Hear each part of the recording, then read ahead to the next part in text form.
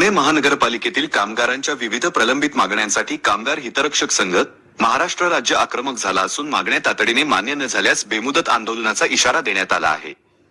संघटनेचे संस्थापक अध्यक्ष शरद भाकरे यांनी आयुक्तांना दिलेल्या निवेदनात कंत्राटी ड्रायव्हरना ओव्हरटाईमचा मोबदला देणे, नियमबाह्य कर्मचाऱ्यांवर कारवाई करणे तसेच मृत ड्रायव्हरांच्या वारसांना नोकरीत सामावून घेणे यांचा प्रमुख मागण्या मांडल्या आहेत।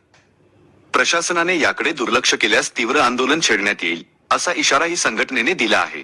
पुणे महानगरपालिकेमध्ये कॉन्ट्रॅक्ट बेसवर जे ड्रायव्हर्स मोठ्या प्रमाणात काम करतात, अंदाजे 1500च्या वर ड्रायव्हर्स काम करतात ते, पण त्यांना कुठल्याही प्रकारे 4 तासाचा ओव्हरटाईम दिला जात नाही। त्याच प्रकारे दुसरीकडे बघितलं गेलं तर पुणे महानगरपालिकेमध्ये जे परमनंट ड्रायव्हर आहेत त्यांना नित्यनेमाने हा ओव्हरटाईम दिला जातो। एक नेमून दिलेले त्यांना 50 तास महिन्याला ते त्यांना मिळाले जातात। तर आमचा मुद्दा असा आहे की तुम्ही स्प्रेड टाईमचं आम्हाला जे उत्तरं देत आहे ते त्यांच्या बाबतीत का नाही लागू करत। आज ॲम्ब्युलन्सवर जे काय ड्रायव्हर्स काम करतात ते 12 तासच तिथं काम करावं लागतं, त्यांना तिथं 1 मिनिटं पण हलता येत नाही।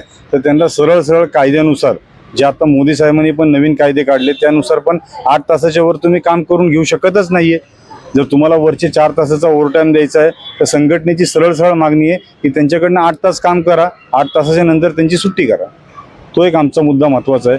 दुसरा एक महत्त्वाचा मुद्दा असा आहे, जे काय आधी नियम काढलेले आहेत शासनाने मंत्रालयातनं, आज त्या नियमाचं सरळ उल्लंघनच केले गेले महानगरपालिकेच्या आयुक्तांनी आणि अतिरिक्त आयुक्तांनी।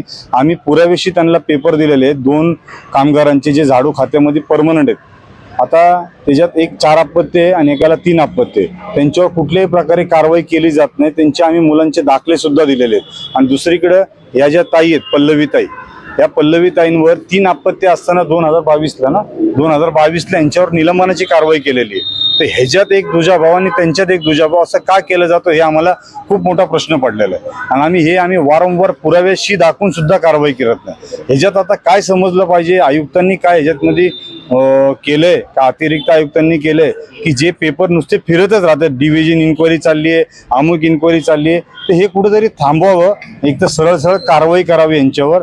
अन्यथा या पल्लवीताईंसारखे अशा बरेचशा लोक आहेत की ज्यांना गरज असताना त्यांना कामावर न काढले, मग ह्यांना तरी कामावर रुजू करून घ्या तुम्ही, नाहीतर त्यांच्यावर तरी कारवाई करा, ही आमची सरळ मागणी।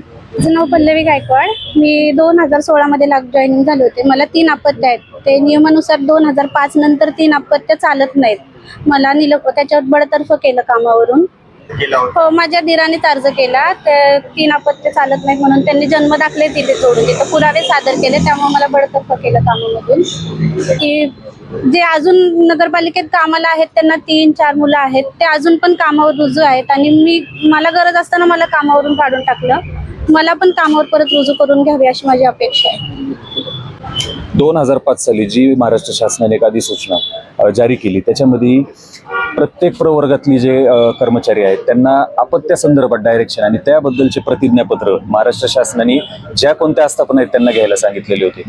या सर्व नियमांची पायमल्ली करत ठराविक लोकांवरच जर समजा कारवाई होत असेल, आणि ठराविक लोकांवर मला म्हणायचं मी खूप सिरियसली काही गोष्टी त्यातनं निर्देश करू इच्छितो का कोणत्या गोष्टींचा त्यांना पाठबळ आहे ज्यामुळे या लोकांवरतीच कारवाई केली जात नाही आणि इतरांवर केली जाते। तर अशा कुठं जे काही शासकीय नियमांचा भंग अधिकाऱ्यांच्या गैरवर्तनातून आणि दप्तर दिरंगाई कायद्याच्या अंतर्गत जर होत असेल तर याबद्दल वरिष्ठांकडे तक्रार करून सुद्धा जर आम्हाला न्याय मिळणार नसेल तर योग्य त्या उच्च न्यायालयामध्ये रिट पिटिशन दाखल करण्याखेरीज आमच्याकडे पर्याय राहत नाही। अद्याप पावेतो आमच्याकडे नाही म्हटलं तरी एक 2 ते 3 वर्षाचं करस्पॉन्डन्स पालिका लेवलपासून तर मंत्रालय लेवलपर्यंत सर्व आहेत आणि ते सर्व डिटेल्स आम्ही रिट पिटिशनमध्ये मांडून याच्यामध्ये न्याय नक्कीच आम्ही मिळू। पण कालचा आमचा एक असा प्रयत्न होता की हे निगरगट्ट झालेलं जे पालिकेचं व्यवस्थापन आहे कुठंतरी लोकांना रस्त्यावर उन्हातानात बघून जरी यांना मायेचा पाजर फुटतोय का हे बघण्याचं आमचं कालचं धोरण होतं, पण ते सुद्धा विफळ ठरलेलं आहे। आम्हाला आता उच्च न्यायालयामध्ये जाण्याखेरीज दुसरा कोणता पर्याय शिल्लक राहिलेला नाही।